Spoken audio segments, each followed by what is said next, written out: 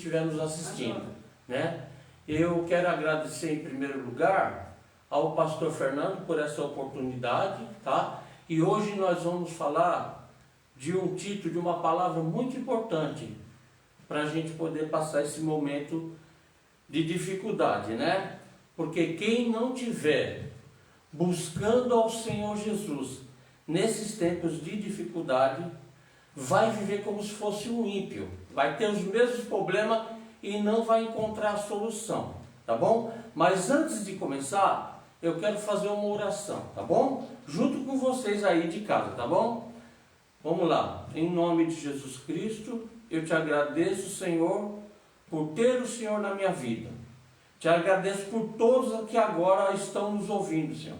Te agradeço pelo teu amor, pela tua palavra e por todas as pessoas que te servem, não só nessa igreja, mas em todo canto do mundo aí. No nome de Jesus Cristo. Hoje nós vamos falar de um assunto muito importante. A palavra de Jesus, tempo e fé. Nós vamos fazer uma associação desses três títulos. E eu creio que você vai entender, porque eu vou dar bem detalhadinho para você, tá bom? Então, para começar, nós vamos no capítulo de João, capítulo 17. João, capítulo 17. João 17, do 6 ao 8. Eu quero falar uma coisa para você entender. Falou assim, por que você não falou a palavra de Deus e a palavra de Jesus? Em primeiro lugar, que Jesus também é Deus. Mas eu quero dar embasamento bíblico para isso que eu vou falar, tá bom? No livro de João, capítulo 17, né, do versículo 6 a 8, está escrito: manifestei o teu nome aos homens, que tu me destes. Eles eram teus, mas tu me confiastes, e eles têm guardado a tua palavra. Agora eles reconhecem que todas as coisas que me tens dado provém de ti, porque eu, Jesus, lhe tenho transmitido a palavra que me deste. E eles a receberam, e verdadeiramente reconheceram que saí de ti, e creram que o Senhor me enviou. Então aqui Jesus está falando sobre Deus ter enviado ele aqui. E eu vou falar sobre a palavra de Jesus hoje. Então vamos lá no título da palavra, que é o título áureo, o título chave, que está no livro de Lucas, capítulo 5, versículo 1, que é a pesca maravilhosa. E aconteceu que ao apertá-lo a multidão para ouvir a palavra de Deus, Jesus estava junto ao lago de Genezaré. E viu dois barcos junto à praia do lago, mas os pescadores, havendo desembarcado, eles estavam lavando as redes. Entrando num dos barcos, que era o de Simão, pediu-lhe que afastasse um pouco da praia, e assentando-se, ensinava do barco as multidões. Aqui Jesus estava no barco de Pedro, de Simão, né? E ele estava dentro do barco, e o povo na praia, e Jesus ensinava a multidão. Quando Jesus acabou de falar, disse a Simão: faze-te ao largo e lançai as redes para pescar. Simão respondeu assim: mestre, havendo trabalhado toda a noite, nada apanhamos, mas sobre a tua palavra eu vou lançar as redes. Aqui Pedro falou assim: mestre, todo o tempo nós trabalhamos o dia inteiro, mestre, e já estava reclinando o dia. Aí ele falou assim: tá bom, nós não apanhamos, mas como o senhor mandou, eu vou lançar a rede. E foi lançada a rede. Agora vamos ver no próximo versículo o que fala. Versículo 6 do capítulo 5 de Lucas. Pedro, fazendo isto, apanharam grande quantidade de peixe e rompia-lhe as redes. Então fizeram sinais aos companheiros do outro barco para que fosse ajudado. Foram e encheram ambos os barcos, ao ponto de irem quase a pique. Você viu? Sobre a palavra de Jesus, Pedro depositou a sua confiança. E o resultado foi totalmente eficaz. Tão eficaz, que não encheu só o barco de Simão, mas os outros barcos foram enchidos. Pelo menos 2 barcos foram enchidos. E ele depositou a confiança na palavra, mesmo sabendo que ele já havia estado naquele local e não havia pescado nada. Mas como o mestre falou, pode lançar daquele lado, ele obedeceu, né? E para você aí de casa, toda vez que você obedecer a voz do Espírito Santo na sua vida, a voz de Jesus Cristo, através da pessoa de Jesus, você também vai ter um resultado muito positivo. O momento é de dificuldade no mundo inteiro, não é só no Brasil, é no mundo inteiro. Mas, sobre a palavra de Jesus, eu vou lançar a minha confiança. E você também pode lançar a sua confiança. Em quem você tem depositado a sua confiança para passar esses momentos de dificuldade? No fundamento da areia ou no fundamento da rocha? 2 fundamentos, o da areia e o da rocha. Nós sabemos o que o da areia, né, é as tradições e filosofias desse mundo. Mas a rocha, a nossa rocha, é os princípios eternos da palavra de Deus. Para passar esse momento de dificuldade, você tem que fundamentar a sua fé na palavra e não na circunstância.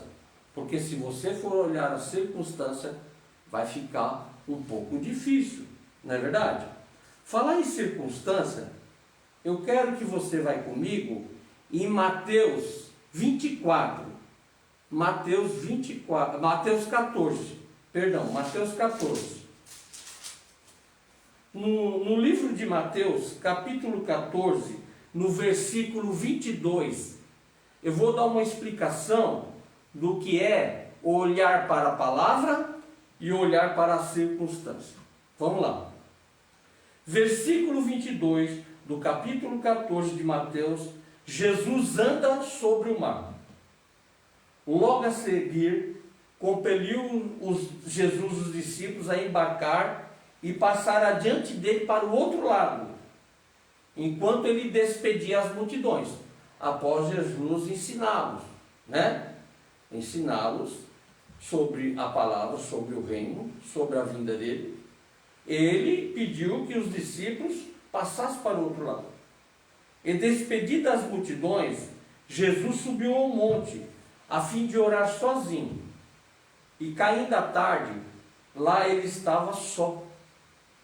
Entretanto, o barco já estava longe, a muitos estádios da terra. Cada estádio é 185 metros. Só para você ter uma ideia. Açoitado pelas ondas o barco, porque o vento era contrário. Na 4ª vigília da noite, foi Jesus ter com eles. Mas de que maneira? Andando sobre o mar. Jesus andando em cima das águas. E os discípulos, ao verem andando sobre as águas, ficaram aterrados, né? Ficaram espantados e exclamaram: é um fantasma. E tomados de medo, eles começaram a gritar. Mas Jesus, ele imediatamente lhes disse: tem bom ânimo, sou eu, não temam. Respondeu-lhe Pedro: se és tu, Senhor, manda-me ir ter contigo sobre as águas. Aí Jesus olhou para ele e falou: tá bom, Pedro, se você tem essa fé e se você acredita mesmo, vem.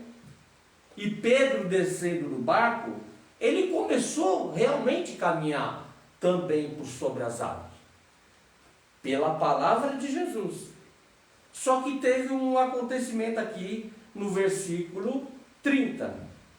Reparando Pedro na força do vento, ele começou a ter medo e começou a afundar e gritou: salva-me, Senhor. E prontamente Jesus, estendendo a mão, tomou-lhe e disse: homem de pequena fé, por que você duvidou? Né? A dúvida é um inimigo da fé, é a ladra da fé. E a dúvida, quem tem dúvida, quem tem medo, traz perturbação para a tua alma. Porque ele não tem posicionamento seguro. Ele pode ser levado pelas ondas, pelas doutrinas, ventos de doutrina. Né? Ele pode ser levado. E isso é muito ruim. E Pedro realmente começou a andar. Aí Jesus fala assim para Pedro: Pedro, por que você duvidou? Né? Mas nós vemos mais na frente, no livro de Atos, quando Pedro sofre uma transformação através da pessoa do Espírito Santo, que até a roupa pessoal, os lenços, o pessoal dele, fazia com que ele, até a sombra de Pedro curasse. Até a sombra. Então vamos supor que a época de Atos dos Apóstolos, Pedro já estivesse transformado aqui no livro de Mateus. Ele certamente conseguiria chegar até Jesus Cristo andando sobre as águas. Mas ele teve medo, E é normal a reação da alma ter medo? Às vezes sim. O medo pode não permanecer, mas é normal da alma você ter uma reação. Uma enfermidade, uma morte de um ente querido, a ameaça desse vírus aí, que tem a promessa aí de piorar, mas para os filhos de Deus, nós tomamos como base lá na terra do Egito, na terra de Gósen, que Deus tem uma proteção para os seus filhos, não é verdade? Então vamos continuar. Você reparou que Pedro teve medo, quer dizer que a fé dele não estava firmada e nem fundamentada, mas logo para frente nós vamos melhorar isso também. Vamos lá. Vamos lá em 2 Timóteo, capítulo 3. 2 Timóteo, capítulo 3. Eu quero falar sobre a palavra de Jesus, a palavra de Deus. A palavra de Deus é segurança? Ela foi realmente mandada por Deus? Se você acredita, está aqui no livro de Timóteo, 2 Timóteo 3, capítulo 16. Toda a escritura é inspirada por Deus, é útil para o ensino, para a repreensão, para a correção, para a educação na justiça, a fim de que todo homem de Deus seja perfeito e perfeitamente habilitado para toda boa obra. Então Pedro não estava perfeitamente habilitado ainda, e você também vai ficar, porque Jesus vai estar trabalhando na sua vida. Você pode acreditar nisso. Se você está praticando a palavra, né, as leis espirituais da comunhão, leitura, meditação, né, ações de graça, louvor, adoração, certamente você assumiu um compromisso com a palavra de Jesus. E ele vai começar a trabalhar em você. Porque quando Jesus escolheu 12 para segui-lo, e depois mais 70, e daqui a pouco chamou todos nós, inclusive você também que está me ouvindo aí, ele foi elevado ao céu e deu ordem pelo Espírito Santo para a gente andar como ele andou. Entendeu? Então você pode produzir e pode falar as palavras de Jesus e também ter os mesmos resultados. Mas o resultado vai ser assim, de graça, de qualquer jeito? Não. Você vai ter que investir tempo. Investir não é gastar, é investir. Porque todo investimento traz consigo uma recompensa, um resultado. Como diz Hebreus 11:6, né? Sem fé é impossível agradar a Deus, e aquele que busca o Senhor, Deus o recompensará. Né? Então vamos continuar, tá bom? Vamos continuar.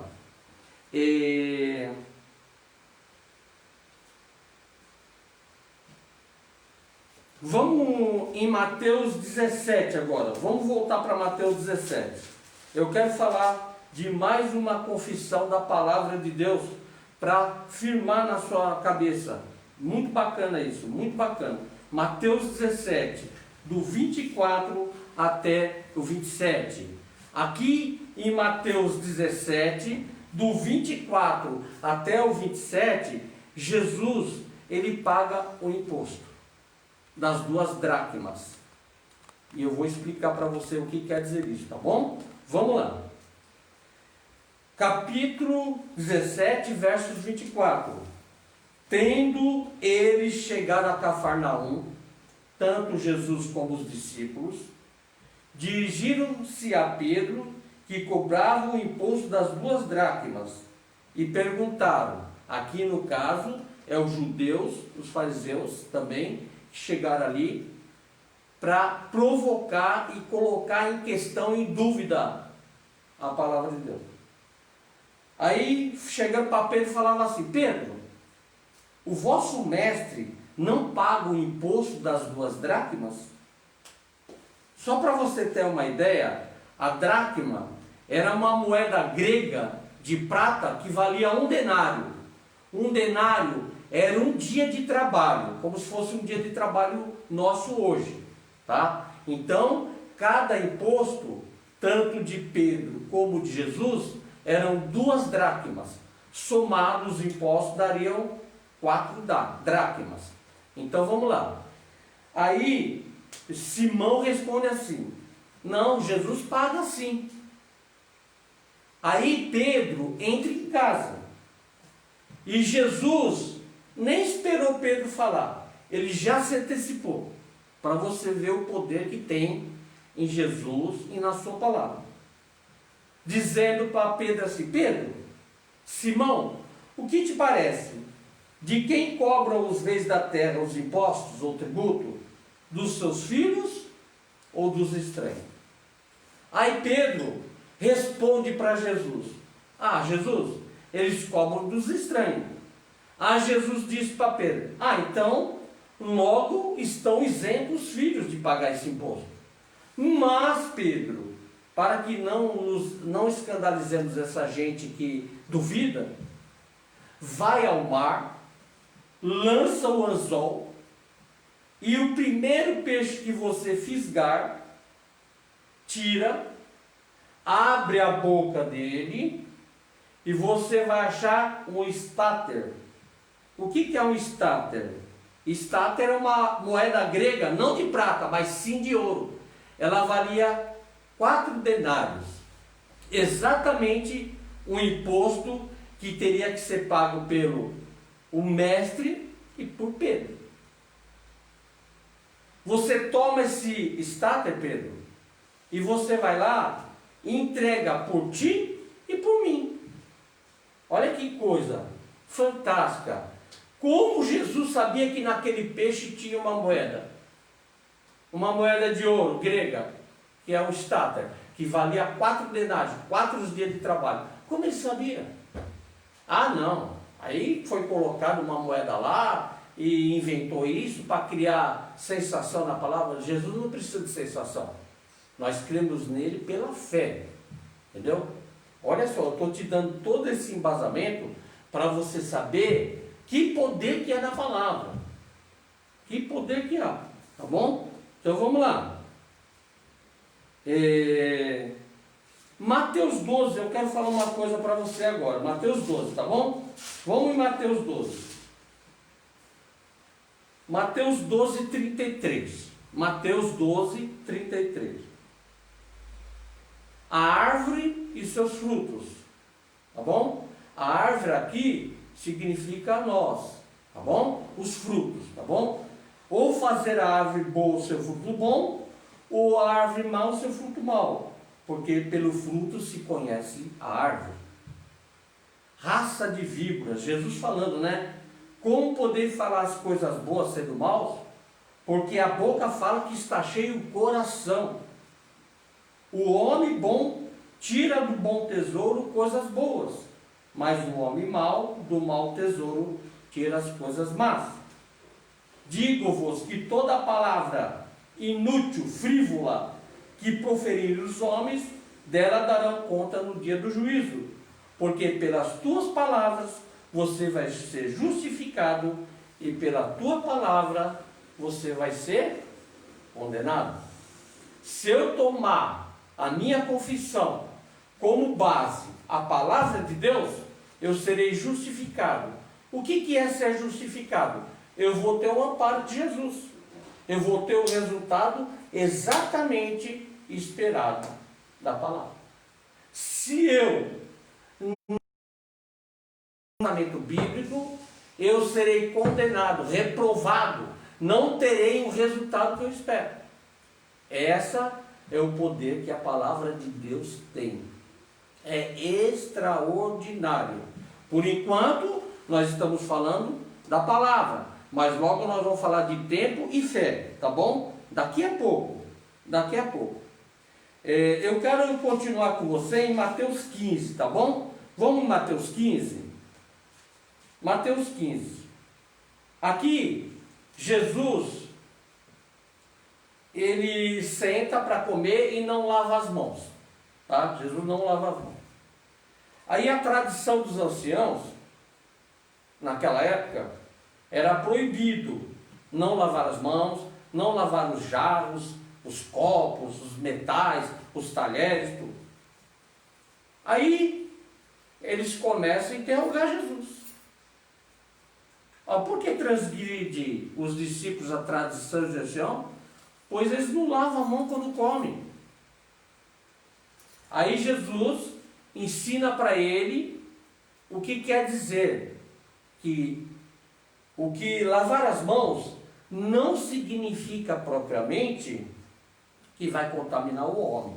É lógico que é normal a gente se aspergir, lavar as mãos antes de comer. Mas Jesus não quer dizer que ele não lavava. Provavelmente a mão dele com certeza estava limpa, porque Jesus andava irrepreensivelmente.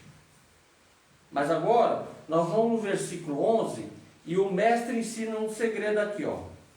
Não é o que entra pela boca o que contamina o homem, mas é o que sai da boca. Isso sim contamina o homem. Agora vai no 17, do versículo 17 desse mesmo capítulo, nós vamos ler de uma maneira mais eficaz. Não compreendeis que tudo que entra pela boca desce para o ventre e depois é lançado fora? Mas o que sai da boca vem do coração. E é isso que contamina o homem. Porque do coração procede maus desígnios, homicídios, adultérios, prostituição, furtos, falsos testemunhos e blasfêmias. São essas coisas que contaminam o homem, mas comer sem lavar as mãos não contamina. Aqui propriamente eu não estou falando sobre lavar as mãos, tá? Mas eu estou falando o que está dentro do coração para poder confessar a palavra, para poder obter o resultado. Eu posso muito bem começar a confessar a palavra e não ter o resultado que eu esperava ainda. Por quê? Porque Jesus vai ter que trabalhar conosco. Existe um tempo de trabalho. Nós vamos falar daqui a pouco do tempo, não é verdade? Eu vou antecipar uma coisa aqui para você. Lembra quando Jesus chama Moisés? Moisés. E Jesus escondeu, né, Moisés, ele fez uma coisa extraordinária. A filha de Faraó criou ele, a criada da filha de Faraó. E Moisés foi criado na educação dos egípcios, né? Toda sabedoria, entendimento. Mas já era o preparo do Messias para o trabalho que ele tinha para Moisés. E se você está passando alguma dificuldade, algum problema, pode ter certeza, se você está de acordo com a palavra, não temas, porque o resultado certamente será positivo na sua vida. Aí chama Moisés, né? E logo quando ele chama Moisés, né? Moisés fala que é pesado de boca, e ele manda Arão também. Aí vai trabalhar os dois irmãos juntos. Isso é fantástico, né? Bacana isso aí. Mas Moisés ainda não estava pronto. No entanto, que ele já matou um egípcio numa briga lá, de um judeu com um egípcio. Ele vai e mata. Aí ele foge para o deserto lá, de Midian, onde ele conhece a esposa e tem 2 filhos lá. E aí demora mais, né? Uns 40 anos para Deus trabalhar com Moisés. Olha, tenta imaginar o tempo. Entendeu? O tempo também é favorável ou desfavorável. Depende do que você faz com o seu tempo. Depende. Se você está praticando a palavra de Deus, as leis espirituais da comunhão, o tempo para você será favorável. Mas olha, você não sabe o que eu estou passando na minha vida. Você não sabe o que eu estou passando. Não sei mesmo. Porque quem conhece o coração do homem é só Jesus. Só Deus que pode penetrar, né, no seu coração e saber. Mas de uma coisa eu sei. Se você está obedecendo a Ele, está praticando a palavra, você pode ter certeza que o seu resultado, você vai ver mais para frente, Ele vai te recompensar em dobro. Você viu o resultado de Jó? Jó era um homem reto, temente a Deus, se desviava do mal. E você sabe, se você ler o livro de Jó, ele teve um resultado fantástico. Perdeu muitas coisas pelo caminho? Sim, perdeu. Perdeu 10 filhos, perdeu riqueza. Olha, a mulher amaldiçoou, né, tanto ele como a Deus. Né, amaldiçoou o teu Deus e morre. Ele falou para ela, como uma louca tu falas, né? Deus me deu o bem e o mal. Eu não vou receber? Deus está me ensinando, né? Aí Jó tem aquela comunhão maravilhosa com Deus. Se você ler o livro dele, você vai saber que é algo fantástico, fantástico. Eu quero continuar falando sobre a palavra de Jesus, agora em Mateus capítulo 8, tá bom? Mateus 8. Mateus 8, versículo 23.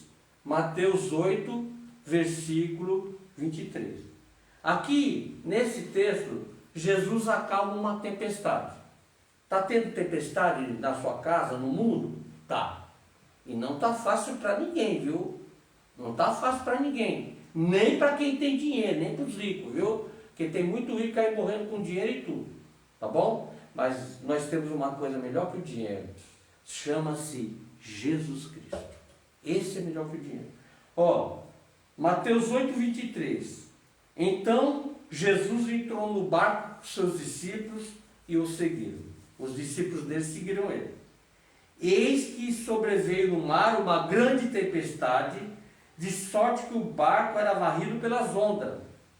Entretanto, Jesus estava dormindo, calmo. A tempestade e Jesus dormindo. Na tempestade, você pode conseguir dormir melhor também. Pode. Se você observar a palavra de Deus, os feitos de Jesus, e desenvolver a natureza do Messias em você, você vai começar a dormir melhor. Mas os discípulos vieram acordá-lo, clamando, Senhor, salva-nos, porque nós perecemos. Perguntou Jesus, por que vocês são tão tímidos, homens de pequena fé? E Jesus levantou no barco, repreendeu o vento, o mar, e fez grande bonança. E maravilharam os homens, dizendo, quem é este que até os ventos e os mares lhe obedecem? Está vendo? Olha só. Homens de pequena fé. Então a fé também é um fator importante? Sim, sem dúvida. Sem fé é impossível agradar a Deus. Tudo é baseado na fé. Quando Jesus curava as pessoas, libertava as pessoas, falava, vai, a tua fé te curou, a tua fé te salvou. Então vamos continuar, tá bom? Agora aqui no capítulo 21, do 18 até o 22 de Mateus, fala sobre a figueira que secou. Mateus 21. Eu não vou me ater muito, porque senão nós vamos atrasar aqui, mas vamos lá. Ó, a figueira sem fruto. capítulo 21 de Mateus, versos 18. Cedo de manhã, ao voltar para a cidade, lá em Betânia, teve fome, e vendo uma figueira à beira do caminho, aproximou-se dela, e não tendo achado senão folhas, disse-lhe: nunca mais nasça fruto de ti. E a figueira secou imediatamente. Aí Jesus, os discípulos ficaram admirados. Nossa, como secou depressa a figueira.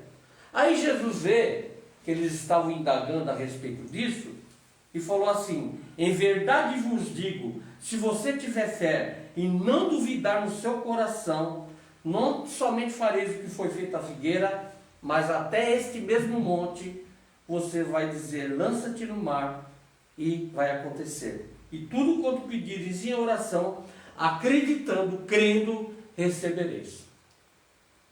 Então, a fé é uma coisa importante, sem dúvida nenhuma, e nós vamos falar dela daqui a pouco, logo, está perto. Então, eu quero citar mais um exemplo, mas eu não vou me ater porque o texto é longo. João 11, sobre a ressurreição de Lázaro. Lázaro havia morrido fazia 4 dias, 4 dias, e já estava cheirando mal. No entanto, Jesus chega e fala, para Marta e Maria: pode tirar a pedra.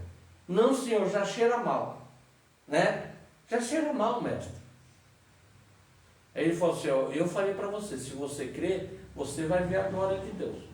E ele só deu uma ordem, ele não foi lá, não pegou em Lázaro nada. Ele falou assim: Lázaro, sai para fora. E o mais interessante é que Lázaro, se você ler, ele estava atado, entendeu? Ele estava atado, com ataduras, com os pés, tudo amarrado. E no entanto saiu andando. Até nisso aconteceu esses milagres. Não é fantástico? Tá? Aí você viu esse poder que tem a palavra? Mas agora eu preciso de fé. Agora chegou a hora de falar um pouco da fé, tá bom? A importância da fé na vida cristã, tá bom? A importância da fé, Veja a importância da fé. Nós somos salvos e justificados pela fé em Jesus. Os sinais seguem aquele que crê. Tudo é possível ao que crê. Tudo, é tudo, viu? Não é uma parte, é tudo. Quem crê em Jesus fará obras que Jesus fez e há obras maiores. Por que obras maiores? Porque o Espírito Santo ainda não havia vindo morar dentro do homem e se refere ao novo nascimento. Mas agora, quando Jesus deu ordem para nós, soprou o Espírito sobre os discípulos, sobre nós também, agora existe o novo nascimento. Então você pode levar alguém a nascer de novo. Isso é importante, Vencemos o mundo pela fé. 1 João 5,4. Por meio da nossa fé, as nossas orações são atendidas por Deus. São atendidos por Deus. Entendeu? Fé é acreditar no que a palavra de Deus diz, independente do que estamos vendo ou sentindo. Fé é acreditar que Deus fará tudo o que prometeu em sua palavra. Então nós vimos no início que Pedro duvidou. Não é verdade? Alguns duvidaram. Você também já duvidou. Eu já duvidei. Nós já duvidamos. Mas agora nós temos as armas necessárias para trabalhar, para definir a nossa fé, para melhorar os nossos resultados na nossa vida. Se a gente não teve ainda, se Jesus não conseguiu fazer muita coisa que queria fazer na sua vida, a culpa não é dele. As responsabilidades somos nós, é nossa responsabilidade. Então cabe a nós desenvolvermos a nossa fé para obter os resultados, e não culpar Jesus, pelas nossas frustrações e as nossas perdas. É hora de levantar a cabeça, Jesus não liga mais pelo que passou. Levanta a cabeça, vamos lá, vamos continuar que vai dar certinho, tá bom? Então a fé é importância. E como eu obtenho a fé? Como que eu vou obter a fé? Como vem a fé? né? Como vem a fé? O pastor Fernando nos deu tudo e um pouco mais, né? Tudo e um pouco mais, né? Tudo e um pouco mais. Eu tenho que ouvir atentamente a palavra de Deus no meu coração, assimilar, me apropriar dela, tá? Entendeu? Ouvir atentamente e decidir acreditar nela, independente do que eu sinto ou vejo, até que o meu coração se conforme com a palavra e não haja mais dúvida, a dúvida seja eliminada, não é verdade? E eu começo a obter o resultado. A minha fé nunca será maior que o entendimento que eu tenho sobre a palavra. Por isso que eu tenho que ler a palavra, meditar, orar. Quem não faz isso, quem vem só no domingo, não espera obter muitos resultados. Você só vai esquentar o banco no domingo e depois no outro domingo. Também não espera muita coisa de Deus não, tá? Não espera muita coisa. Eu estou falando porque não está fácil ultimamente, não está fácil, tá bom? E como vai desenvolver a fé? Orando, meditando sobre a palavra, oferecendo ações de graça, louvor, adoração. Eu tenho que ler muito, meditar muito, me apropriar da palavra, entendeu? Desenvolver uma forte convicção do entendimento, onde eu não venha a ser influenciado pelo vento de doutrina aí, tá bom? Agora eu quero falar um pouco sobre o tempo, tá bom? Mas antes de falar sobre o tempo, eu quero só te dar um ensino aqui que eu estava meditando. Eu quero falar sobre soberania e plano individual. O que é soberania para nós na palavra? É quando Deus determina, entendeu? E no plano individual, Deus determina também? É lógico que Ele determina, mas com a minha cooperação também. Não é verdade? Que eu posso muito bem não querer. Deus pode te chamar e falar assim, eu não estou pronto não. Eu não estou pronto. Não é verdade? Então, aí para você ver como que é. Então na soberania, Deus determina. O tempo da volta de Jesus, Deus determina. Não é você que determina. Só que tem uma coisa. Eu quero te falar uma coisa muito importante para você entender.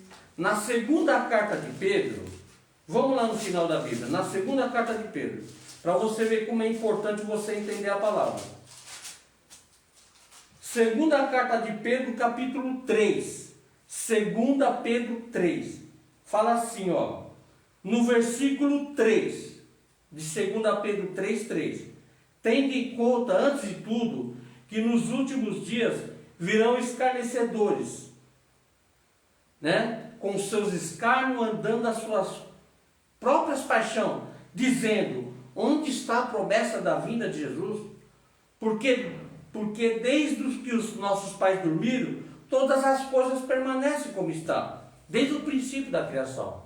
Então aqui, Pedro estava falando que aqueles falsos mestres, né, advertindo os cristãos, né, que eles estavam pondo em dúvida a volta de Jesus Cristo. Você está pondo em dúvida a volta de Jesus? Mas Ele vai voltar. Existem os sinais. Ele nos deixou bem claro e nós vamos ver daqui a pouco. Tá bom? Então, continuando, no versículo 9, está escrito assim, não retarde o Senhor a sua promessa, como alguns a julgam demorada. Pelo contrário, Ele é longânimo para convosco, não querendo que nenhum pereça, senão que todos cheguem ao arrependimento. Por isso que existe um tempo, entendeu? Tempo. A questão de um tempo, o fator tempo, é muito importante para Deus trabalhar na sua vida, te dar uma chance para você entrar no plano, no propósito dele e nessa fé maravilhosa. Tá bom? E agora no versículo 12, que é o que eu queria entrar com você, está escrito assim no versículo 12 do capítulo 3 de 2 Pedro. Esperando e apressando o dia de Deus, por qual causa dos quais os céus incendiados serão desfeitos e os elementos abrasados se derreterão.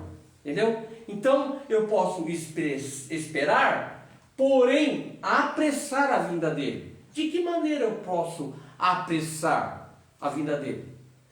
Primeiro, praticando a palavra. Não é verdade? Praticar para poder ter dentro de mim, para poder passar. Se Jesus quer salvar uma quantidade de pessoas e eu me colocar dentro de um propósito que Ele me chamou, eu vou salvar aquele número de pessoas, é lógico, Ele vai usar a minha vida. Então eu vou estar apressando também, eu vou cooperar. A questão do tempo. O tempo é uma questão muito importante, tá bom? Agora eu quero levar você, para você entender uma coisa aqui, sobre questão de tempo, tá bom? Atos 1. Eu quero ir lá no livro de Atos, capítulo 1 com você, tá bom? Atos 1. Livro de Atos 1, do versículo 6 e 7. Atos 1, versículos 6 e 7.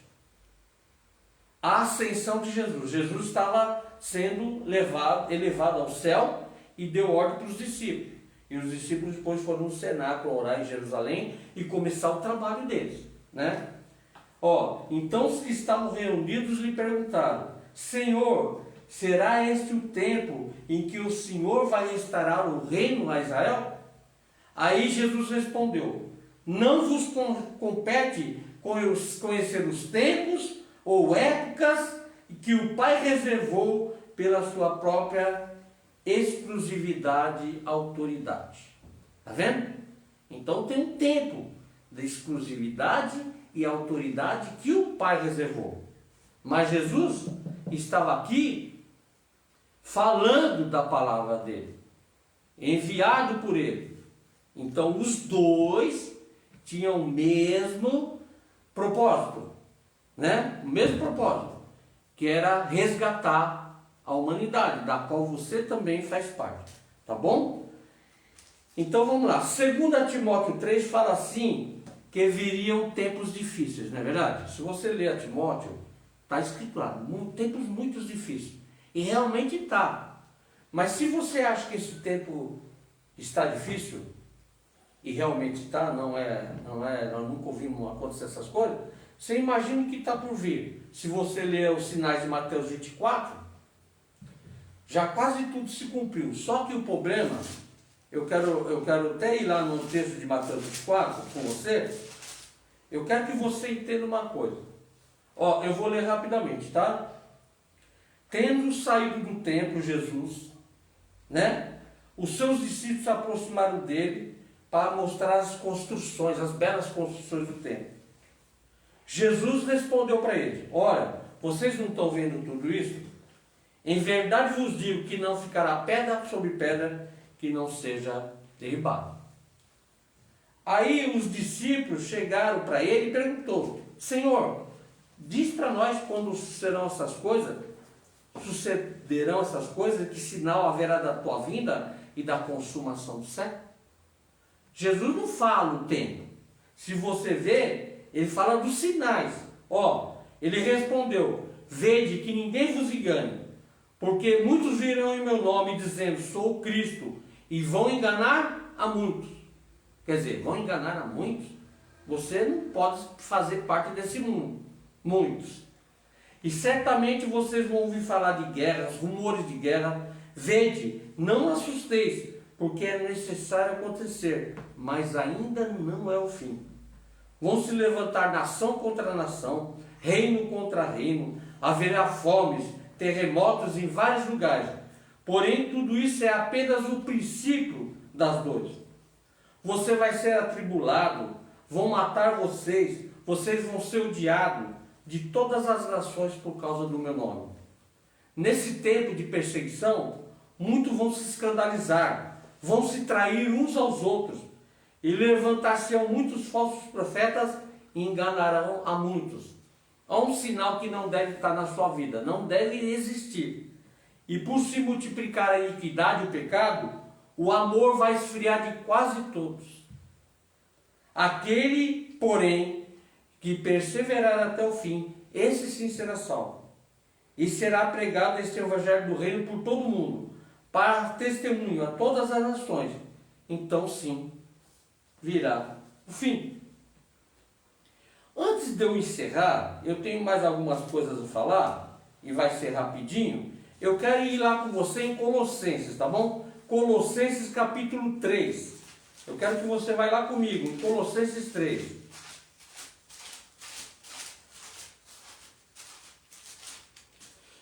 Colossenses 3, versículo 1, diz assim: se você já ressuscitou com Cristo, se você foi ressuscitado juntamente com Cristo, buscai as coisas que é lá do alto, onde Cristo vive, assentado à direita de Deus. Pensai nas coisas lá do alto, e não as que são daqui da terra. Porque você morreu, e a sua vida, a nossa vida, está ocultamente, juntamente com Cristo, em Deus. Quando Cristo, que é a nossa vida, se manifestar, então vocês também serão manifestados com Ele em glória. Aí ele fala assim, o resultado da união nossa com Ele: fazer morrer, pois, a vossa natureza terrena, a prostituição, a impureza, a paixão lascívia, o desejo maligno e a avareza, que é a idolatria. Então você deve fazer morrer. Mas não é só falar assim, eu quero. Não. Aí você vai ter que desenvolver, vai existir uma questão do tempo, porque a fé não se consegue de uma noite por dia. É uma questão de prática. Não espere obter resultado logo em seguida. Deus pode usar até de misericórdia para você, lógico. Pode usar. Mas nós vamos conseguir as coisas com o tempo. Com o tempo. E comece a investir o tempo você agora. Aí você que não começou, começa. É agradável, é bacana. Nós temos resultados incríveis com Deus. Agora eu quero levar a última coisa para você guardar. Isso aqui tem que guardar, tá bom? Vamos lá no livro de Isaías, capítulo 46. Isaías 46.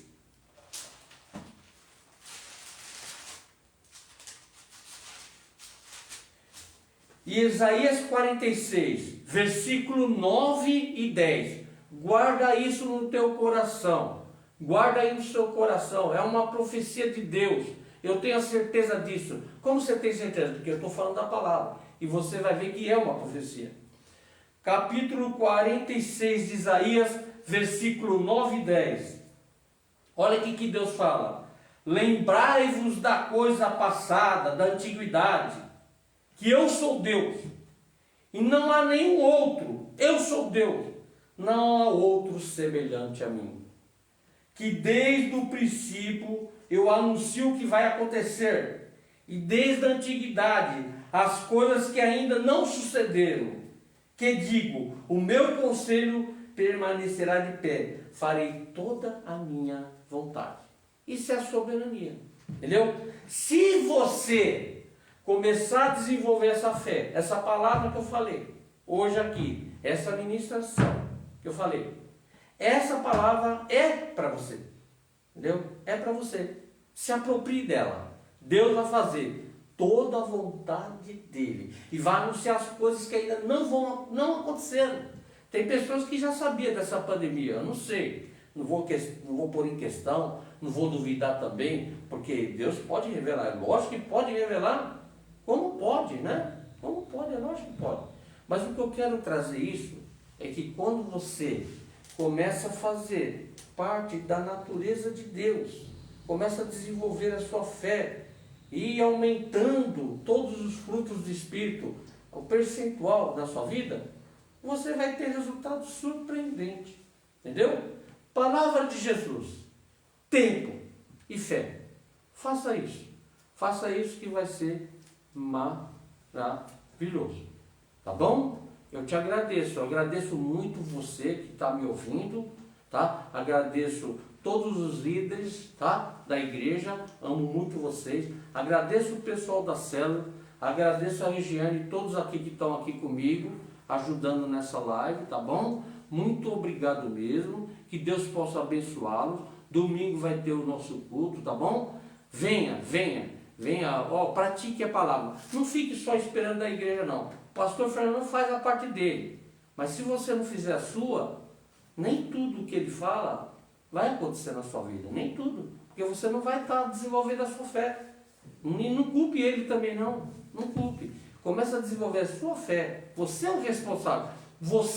Nós somos o sacerdote da nossa fé. Amém? Muito obrigado. Eu agradeço vocês, em nome de Jesus.